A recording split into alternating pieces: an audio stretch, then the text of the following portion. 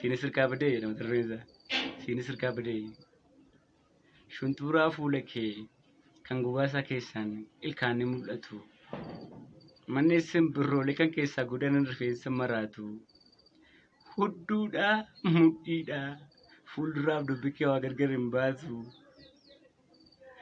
Qummi miila keetii arras kophee malee boojii ta'uu qaanfatu. Maal kanarraa anfatu seexaasitti hin taatu ofillee hin qaanfattu jedhama dhugamuuti.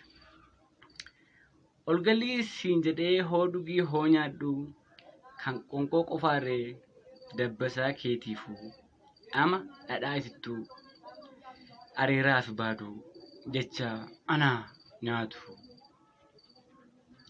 Fuulli kee si guutee ijii fi nyaarri kee bakkatti deebi'ee cubbuun mataa keerraa dhadhaa loowwan kootiin cullubbaan qaari'ee hudduu sarbaa baaftee teessumiif lafeen kee wal waraanuu dhiisee yaa Rabbi galata kee yaa Waaqa galaa galaan qabnee galaana taasistee anuma kee kanaan lubbuu fi hambistee ati haadha kootii ayyaana abbaa kiyyaa hin qabduun fakkaattu hin qabduun qabaattu fakkaataa firiyaa jedheen garaa koorraa galata galfadhe.